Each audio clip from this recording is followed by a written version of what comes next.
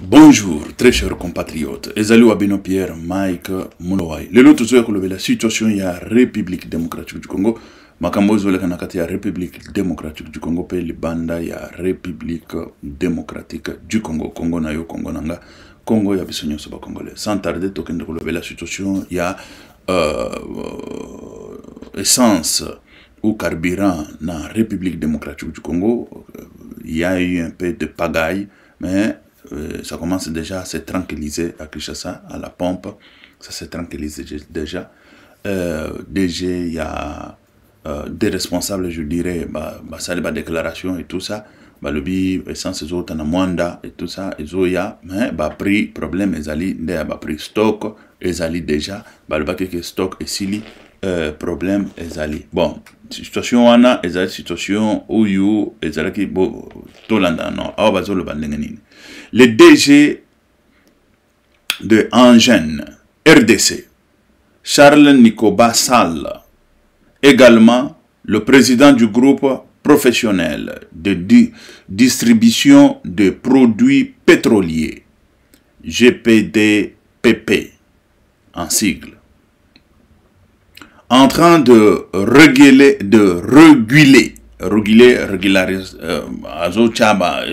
c'est-à-dire que nenge makambo ezali, régularisation, c'est réguler d'approvisionnement dans de différentes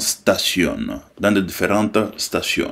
Ici, bazoke nenako tia, bazoke nenako pesa, ba nani toloba, quoi provisionner, ba station et belé.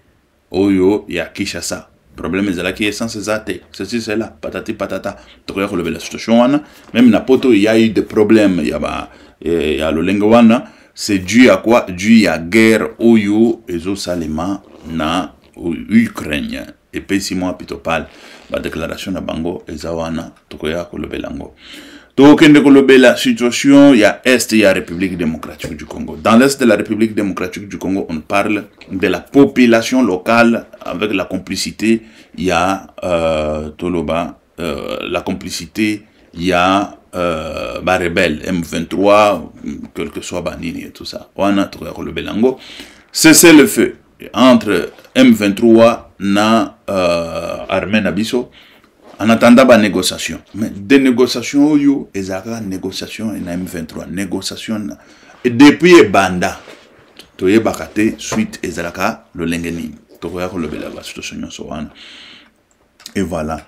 Donc depuis que la situation est un match, boyebi match, il y a 2 millions d'euros, 2 millions de dollars au batia qui pona foot.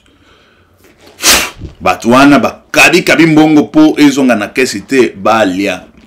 Kabulo mona kabulo autu koloba vient na bisoana, moi je lui donne confiance makamba lobi wana je na to prouver ango, c'est-à-dire 40 000 dollars bazo pesa na mutuka kaboy abeti match te eloko moko te joie kende.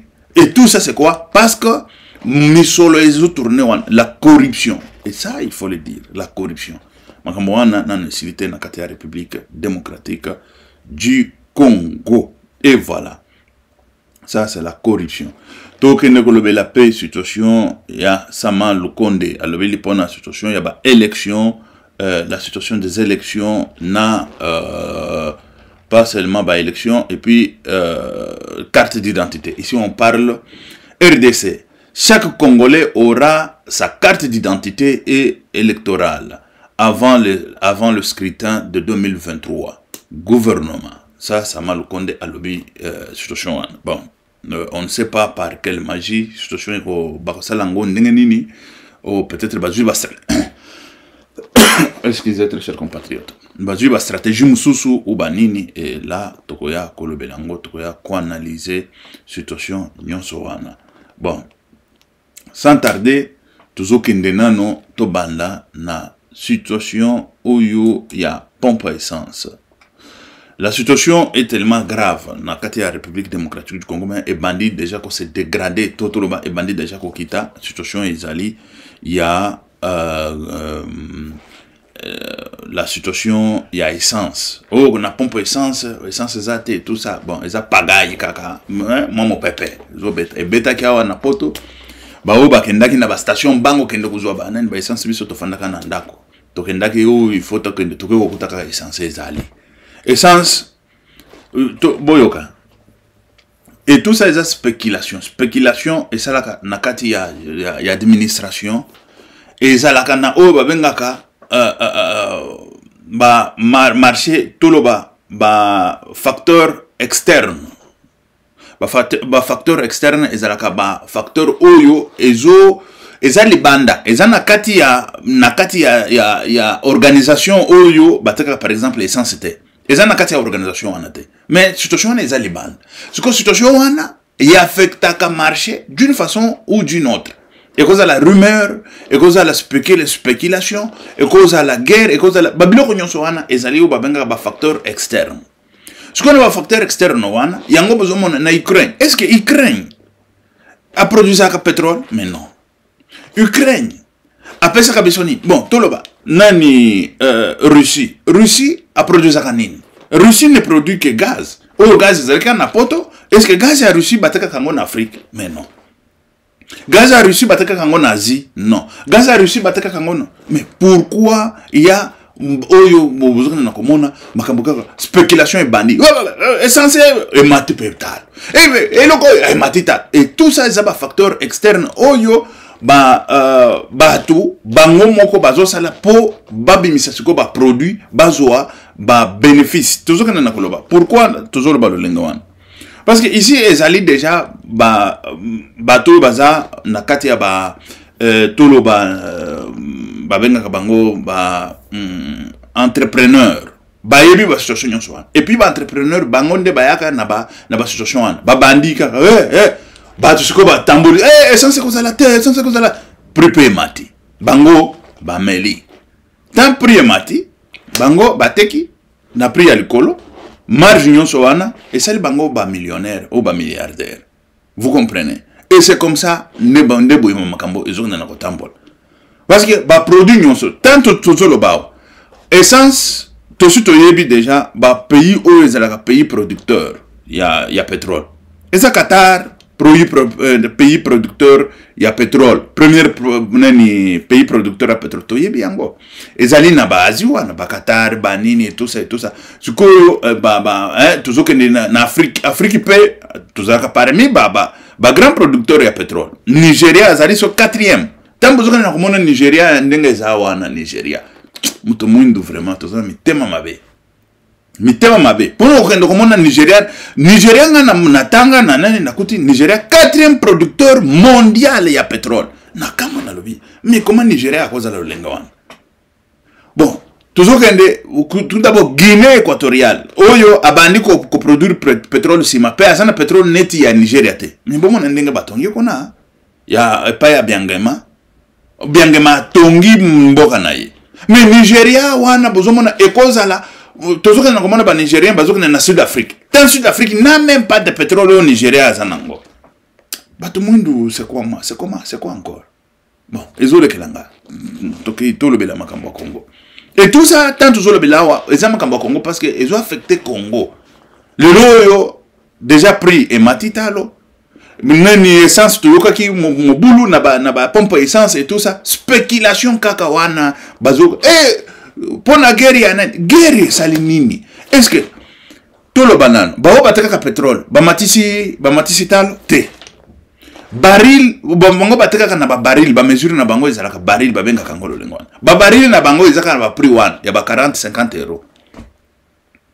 Mais qu'est-ce qui se passe que na ba pompe essence sikoyo esika ba produit fini ezokoma et matita lo kolek pour vous dire que bateau bazalaka au moins que ba commerçant bateau bazalaka bateau bazalaka ba pétrole wana bazalaka ba trafic. Quand je parle de trafic, ce sont des choses illégales.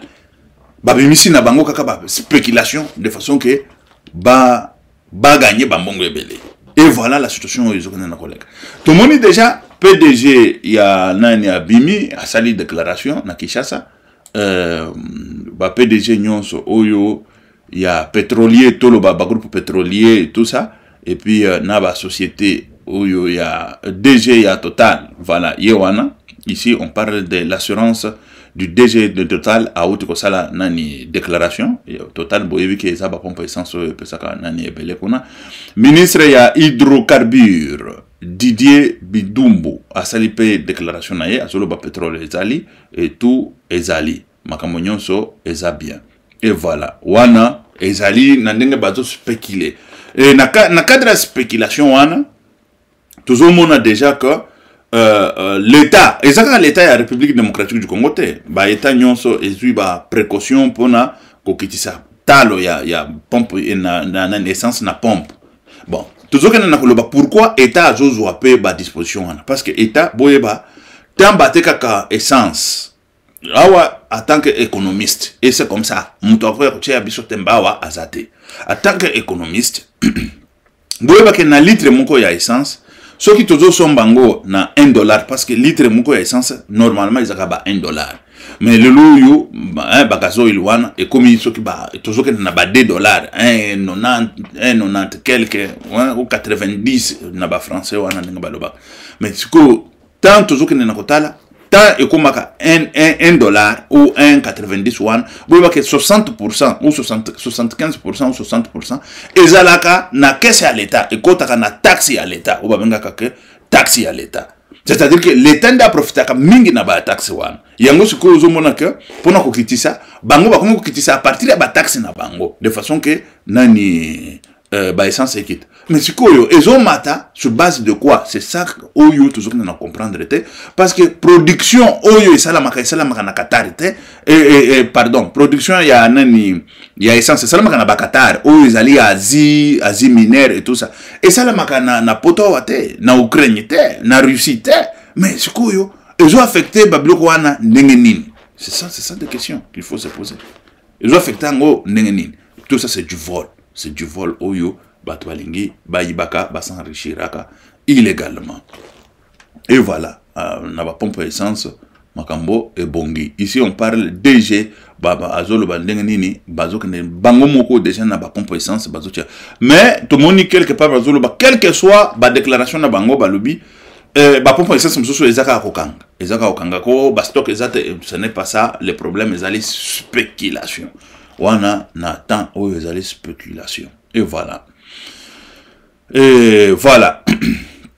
Wana tokende kolobela pe situation il y a député national Geneviève Inangisi a déposé ce jour à l'Assemblée nationale une question orale avec débat adressée au ministère de PTNTIC au sujet des remboursements de prélèvement RAM. Makambo RAM et koirisus. Situation ya RAM. Prélèvement ya RAM et koirisus. Kibasa maliba. Wana nde ministre ya côté wana. Kibasa maliba. Tozoke nena kotala situation ezali ndengeni. Nazotanga la bino document. Document eza wana ezali voilà. L'Assemblée nationale. Troisième législation de troisième république. Nanani nanana et tout ça. Voilà. Wana balobi wana ezali le 25 mars 2000 sokinini wana bon il est qui transmis copie transmis pour information à l'honorable deuxième vice-président de l'Assemblée nationale Palais du Peuple à Kinshasa Lingwala. Objectif transmission question orale avec débat. L'honorable président de l'Assemblée nationale, Palais du Peuple à Kinshasa Lingwala. Honorable président, j'ai l'honneur de vous transmettre, conformément au prescrit des articles 100, alinéa 2 de la Constitution et 168 du régime intérieur régissant notre chambre basse, non? Régissant notre chambre. La question orale avec débat adressée du ministre de Possière. Voilà. De ministre, excusez, très chers compatriotes, et là, il faut de façon que tout le monde situation est en. Voilà. Du ministre Voilà, le ministre des Postes et Télécommunications, voilà, c'est ça. Le ministre des Postes et Télécommunications, des Nouvelles Technologies, de l'Information et Communication. Et vous en souhaite bonne réception. Veuillez agréer l'honorable président l'expression de mes sentiments patriotiques. Honorable Geneviève Inangosi Boulou Imbambu Kasongo, député national. Et fin de citation. Moutou a signé. Voilà. Situation, yangowana ya Toloba, ya Ram. Yangowana batindi disusu situation ya que question. Ici, on parle de député national de Geneviève et tout ça a déposé ce jour à l'Assemblée nationale une question orale avec débat adressée au ministre de PTVA, télécommunications. Voilà. Wana, il faut aya lisusu kibasa aya à s'expliquer. Naba makambonya sowana. Ba yibi batu na ram kibasa yaka uloba. Yaka ou défendre. Parce que batu baleli trop makamboya nene. Batu baleli ndekolela. Ram bazo katabiso ram boy na boy kibasa kende kocha kende o défendre nani ide na yo tozo kende avant to ya na situation ya corruption ya match tozo kende na kolobela situation ya carte d'identité na République démocratique du Congo. Ici on nous parle de quoi? RDC. Chaque Congolais aura sa carte d'identité et électorale avant le scrutin de 2023, gouvernement. Ici, Sama Lukonde qui parle. Toland. Premier ministre Jean-Michel Sama Lukonde a appelé l'ensemble du gouvernement à plus de travail et de sérénité dans l'exécution du programme, afin de rencontrer les préoccupations de notre peuple. Il a lancé cet appel lors de la 47e réunion du Conseil de ministres présidé par le chef de l'État, Félix Antoine Tshisekedi Tshilombo, le vendredi 1er avril 2022 en présentiel à la Cité de l'Union africaine à Kinshasa. D'après le compte rendu du Conseil de ministres, Sama Lukonde a informé le membre du Conseil. Excusez, très chers compatriotes, excusez, parce qu'il y a eu un peu... excusez, c'est un peu... voilà. Voilà, Sama Lukonde. Excusez, je suis en direct là, je vous rappelle. Ok. Et Sama Lukonde, le ministre...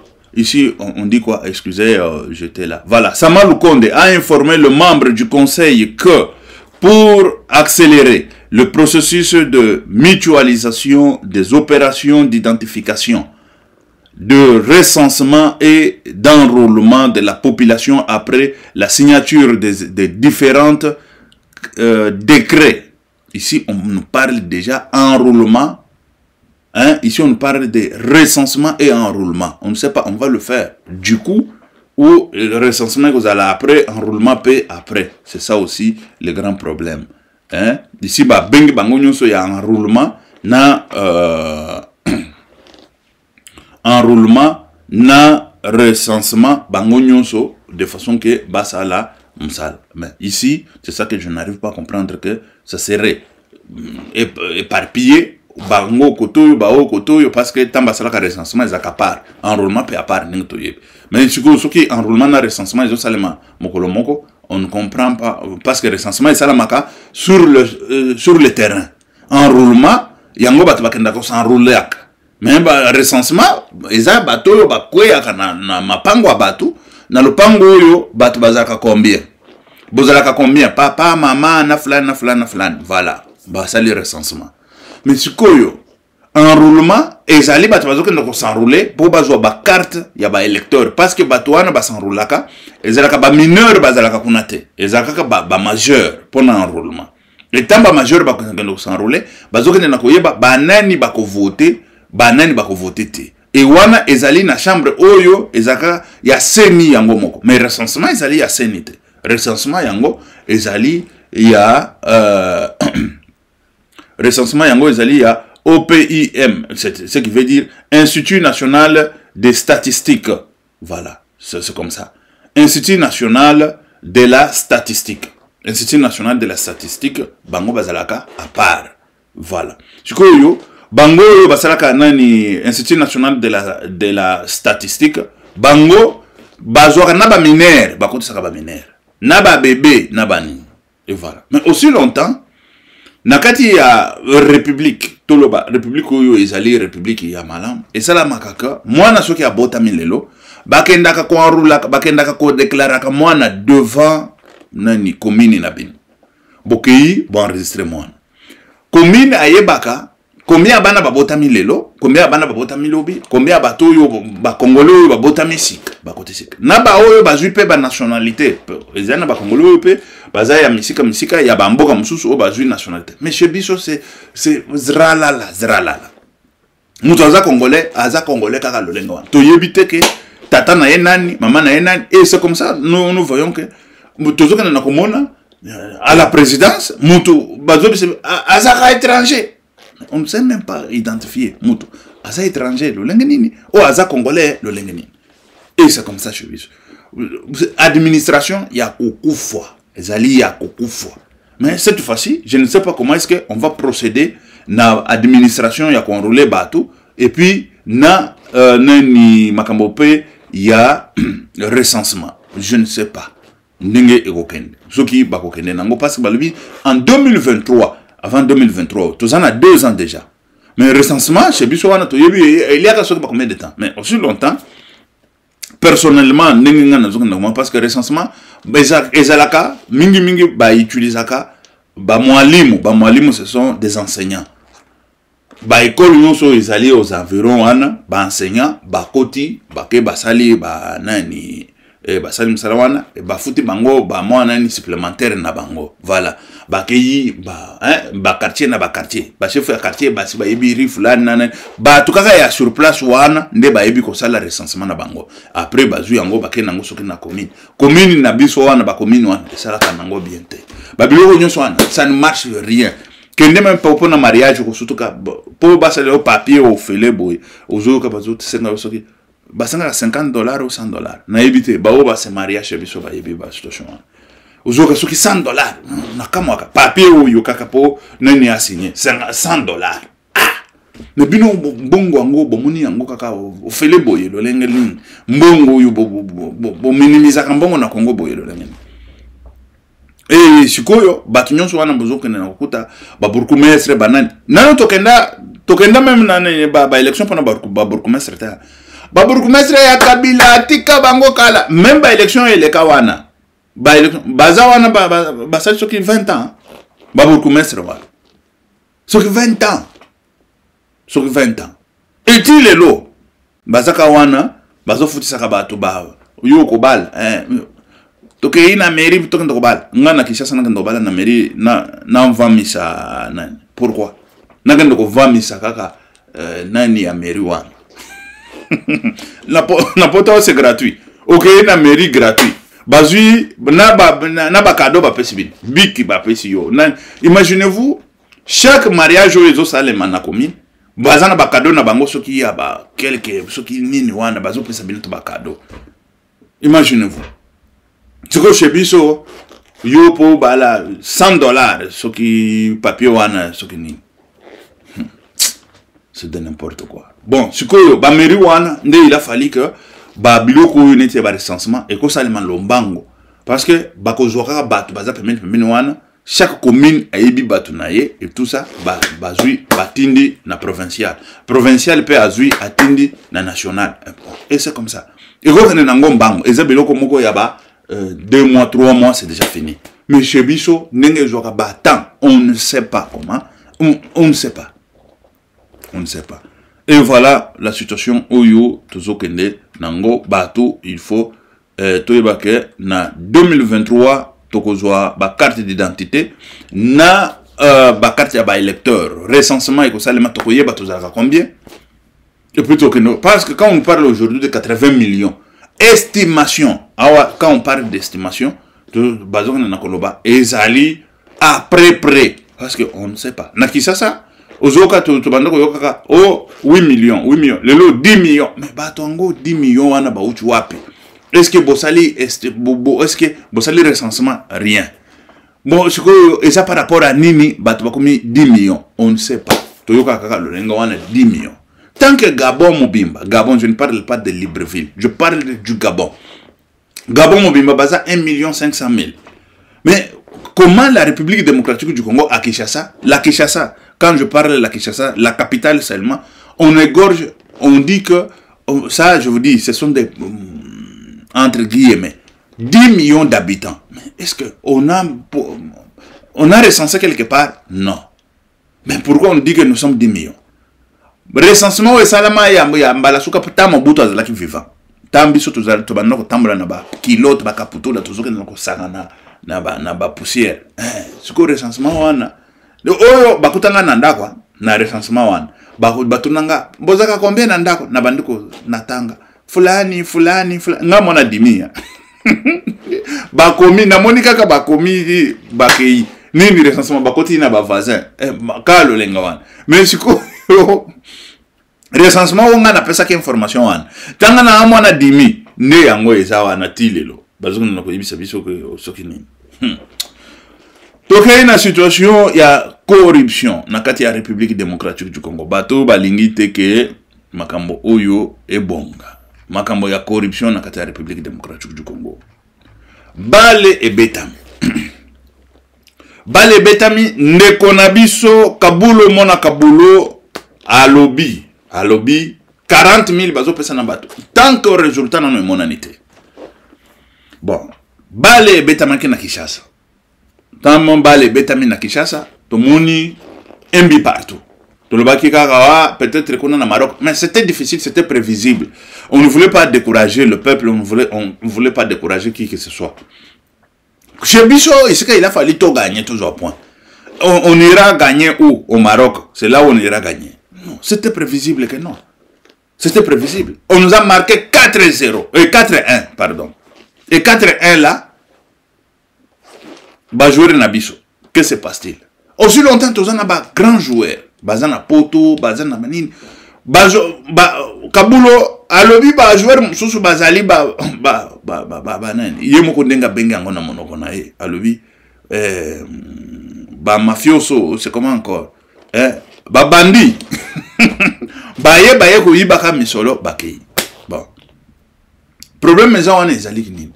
La République démocratique du Congo n'a jamais pris quelque chose au sérieux. Ce n'est que du vol, ce n'est que banane. Et c'est ça le grand problème. La République démocratique du Congo. Comment voulez-vous que mboka wana parfois ozomona makambo ezolekela yo. Ezolekela nga tana zoko lekelinga epesinga na nomana. Comment voulez-vous que République wana bale toza konate eloko moko toza kaya suka, c'est-à-dire que la corruption qui bat son plein na Congo eloko yo Congolais yebi makasi na gouvernement na bani moyibi. C'est grave ça.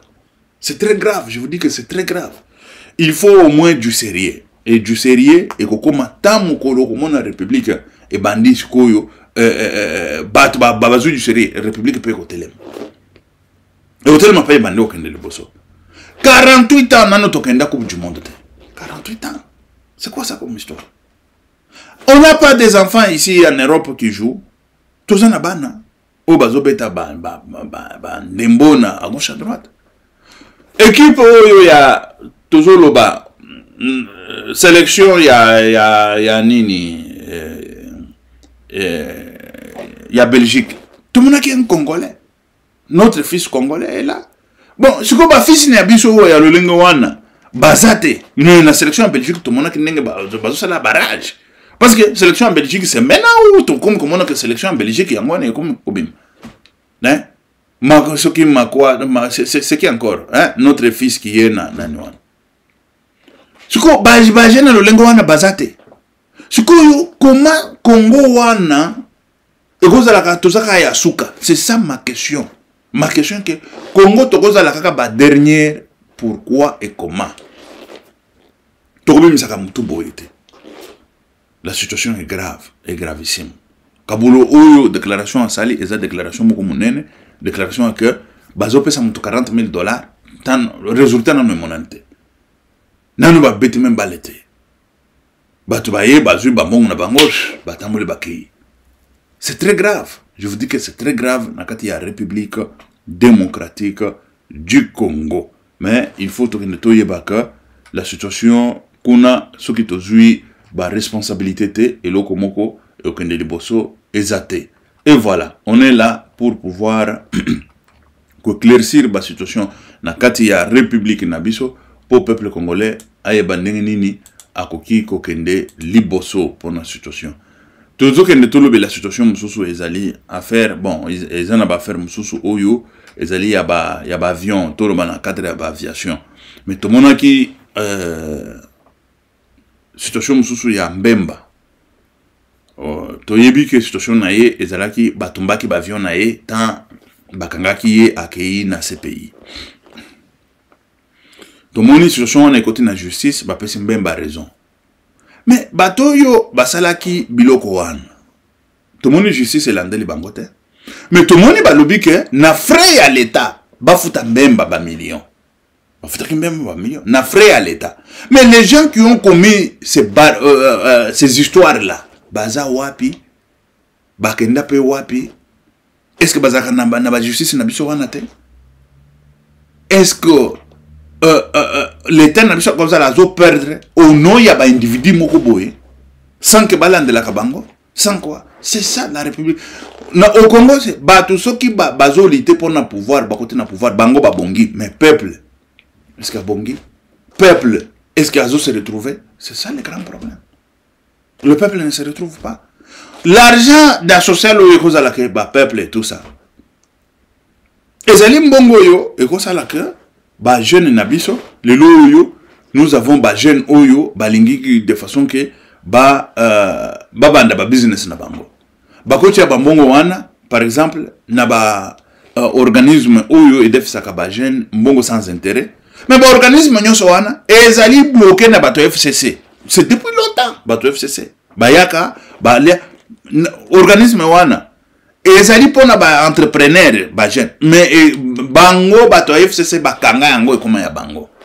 azoke nazui mosolo wana $1 million azui yango et abandi pe ko sala makambo na ye ozokta ba politicien da banda ko zwa misolo wana et tout ça va changer quand et puis misolo sikoyo o tolobi neti ya ba aviation wana et koti kuna bafuti mbemba mais bato basala ki mbeba wana il faut bazongisa mbongo wana parce que mbeba wana esalama na ndenge ya politique na bato bazwa mibeko wana na kati ya justice il faut bazo balandela bango de façon que bazongisa mbongo wana na kesa l'État perd matin midi soir l'État République démocratique du Congo l'État ils ont perdre matin midi soir et le peuple a se retrouvé na ena le comme côté.